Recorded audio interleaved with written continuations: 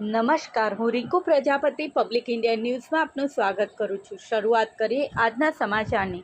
ઉજાસે એક આશાનું કિરણ પહેલ હેઠળ આણંદ જિલ્લા કાનૂની સેવા સત્તા મંડળ દ્વારા દંપતીના વૈવાહિક ઝઘડાનું સુખદ સમાધાન કરાયું।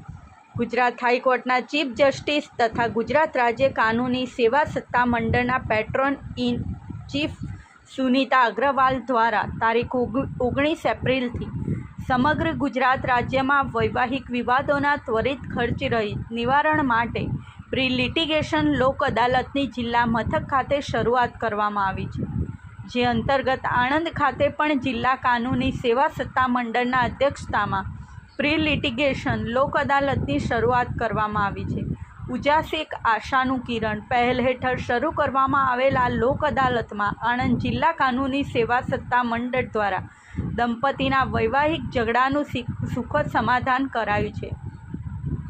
વર્તમાન સમયમાં દંપતીને સામાન્ય તકરારોમાં તકલીફ પડે તો પણ એકબીજાથી છૂટા થઈ જવાની ઉતાવળ હોય છે। આ પરિસ્થિતિમાં દંપતીને યોગ્ય અને કાયદાકીય રીતે ન્યાયાધીશ તથા ટ્રેન્ડ મીડિયેટર દ્વારા સમજાવવામાં આવે તો તૂટવાના આરે આવી ગયેલ સંબંધો પણ ફરીથી નવપલ્લિત થતા હોય છે। આવો જ એક કેસ આણંદ જિલ્લાના જિલ્લા કાનૂની સેવા સત્તા મંડળ સમક્ષ આવતા તેને ત્વરિત પ્રી લિટિગેશન લોક અદાલતમાં મૂકવામાં આવ્યો હતો। આ કેસની વિગતમાં એક દંપતીને 25 વર્ષના લગ્ન બાદ 2 સંતાનો છે।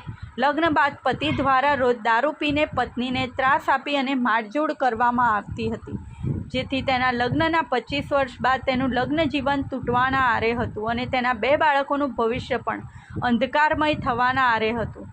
આથી આ કેસ એ પ્રી લિટિગેશન લોક અદાલત અંગેની બેચ દ્વારા બંને પક્ષકારોને નોટિસ કરી લોક અદાલતની બેચ સમક્ષ બોલાવવામાં આવ્યા હતા, જેમાં સભ્ય તરીકે સેવા આપતા પ્રિન્સિપાલ સિનિયર સિવિલ જજ તથા મીડિયેટર તરીકે જીકે રોહિત દ્વારા દંપતીને વારાફરતી સાંભળીને બંને વચ્ચેના ઝઘડાની તેમના બાળકો પર ગંભીર અસર પડી શકે તેમ હોય અને તેવું બંને દંપતીને સમજાવતા દંપતી રાજી ખુશીથી સાથે રહેવા માટે તૈયાર થઈ ગયા હતા।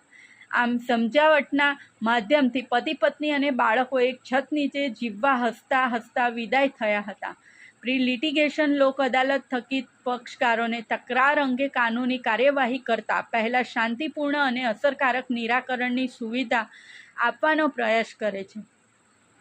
આ સમગ્ર પ્રક્રિયામાં ગોપનીયતા અને ગુપ્તતા જાળવવામાં આવે છે। કોઈપણ પક્ષકારોની સંવેદનશીલ માહિતી જાહેરમાં પ્રસિદ્ધ કરવા દબાણ કરવામાં આવતું નથી।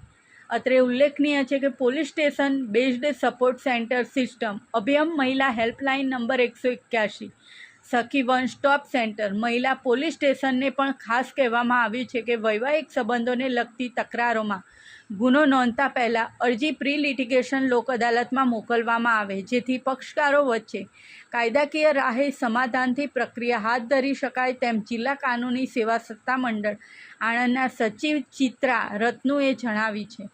આ સાથે આજના સમાચારને અહીં સમાપ્ત કરીએ છીએ।